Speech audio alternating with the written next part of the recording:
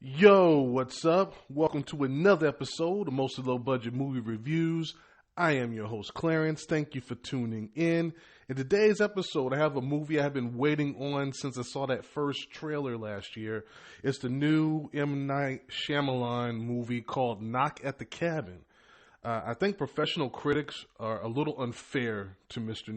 Shyamalan. With that being said, he does make a lot of mediocre movies. I mean, the problem is when he gets it right, it's really good. But when he misses, it can be a disaster. Now, his last theatrical release was Old, and it was okay. I mean, I liked it more than the critics did, if I recall. And I do know research, so forgive me if I'm wrong. It rated somewhere in the 50s from the pros and the audience. But I think I gave it like a solid recommendation, somewhere around the 70 range. Which was primarily based on what he's known for, which is that twist, which is a blessing and a curse at this point, because after the success of Sixth Sense, I feel like he's been chasing that reaction instead of just making a movie and just accepting wherever the writing is taking him.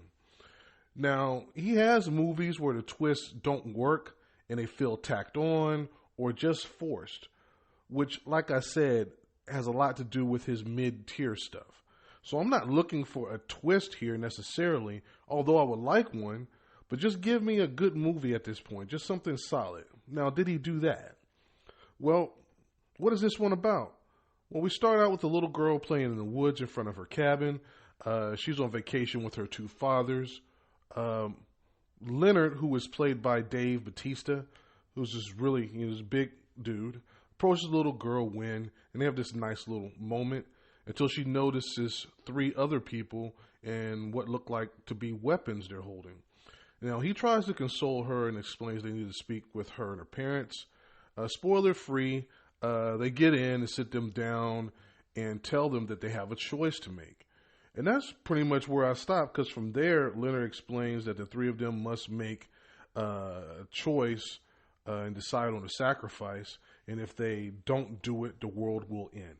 So what did the pros think? Well, they came in at a 69% on 145 reviews, and the audience at 74% on just over 50 reviews on the Rotten scale. And I think this might be the first time where there are more professional reviews than audience reviews on a theatrical release. But it still be pretty close in range here. They pretty much agree.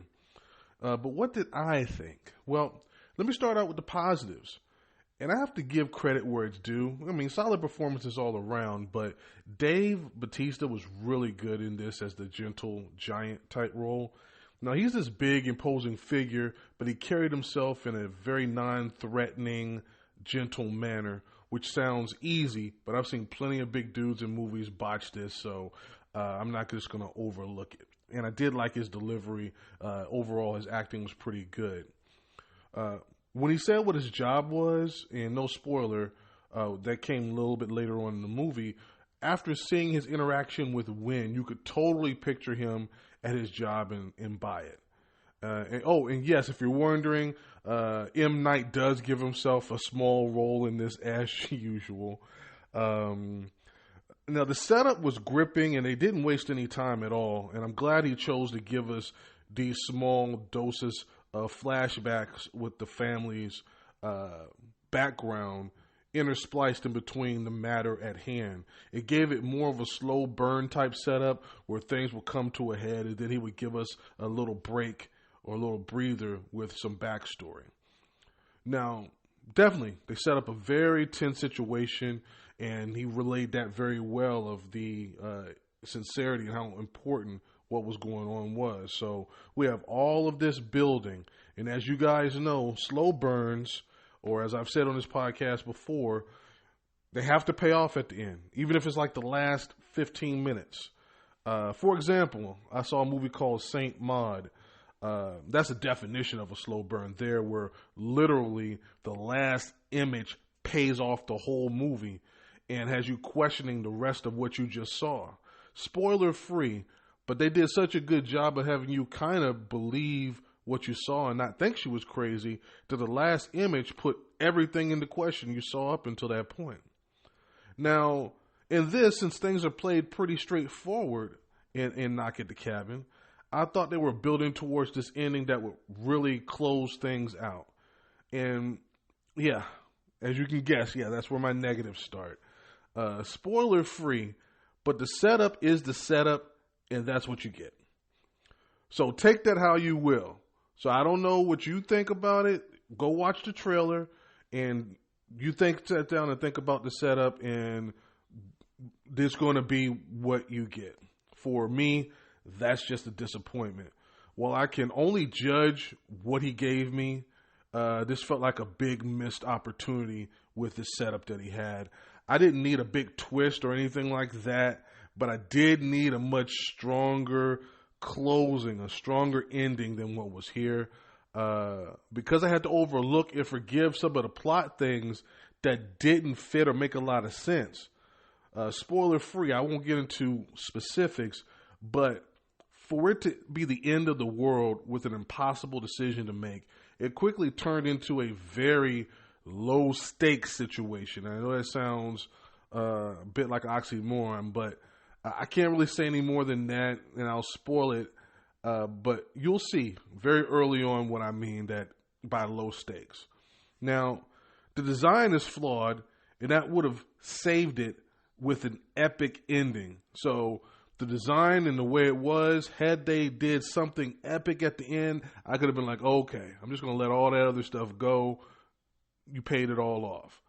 Or with something unique or exciting. But no, you get what you get. So I walked out of this kind of just shrugging my shoulders like, okay, that was all right. But I didn't want it to just be okay. I would have rather it just sucked so then I could get up here and roast it instead of it just being a mid movie. Oh, and side note, why is this rated R? There's no blood or gore. There's not much language here.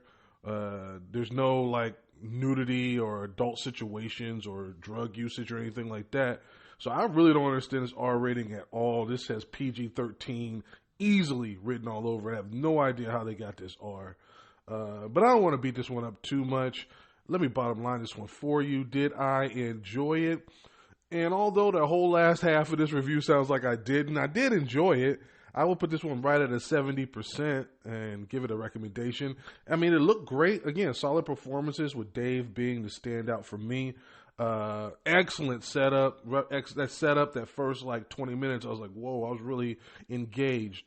But as it plays out, the flaws become more and more evident.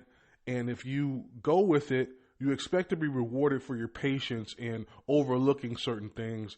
And for me, it just didn't deliver. Way too straightforward and formulaic for it to evoke the feelings and emotions that he was going for. And he was going for something here. I didn't get into the whole same-sex marriage stuff or some of the other things in here because really it's just a backdrop for other things. But they didn't do enough with any of that for it to even really have a real impact for me. Again, not bad at all, but just another mediocre thriller that played it way too safe. I could just imagine the ending of this or how this would have played out if this was like a foreign film. Like a Korean horror type movie. With this material, they would have gone crazy with this. But yeah, I mean, check it out. It's a decent thriller. Not bad, but not sure if this is a full price movie either. Yeah, and with that being said, I'm going to close it out right here. If this is your first time, don't make it your last. This has been a Podbean production, mostly low-budget movie reviews with Clarence, up on all streaming platforms, wherever you listen to your music or listen to your podcasts, all that good stuff. And yeah, I'll be back again this weekend with at least one other movie, and there's no football this weekend, so yeah, for sure you're going to get one more movie. Not sure what that is yet, but we will see. Anyway, thank you once again for support. I appreciate it, and I will see you guys next time. Peace.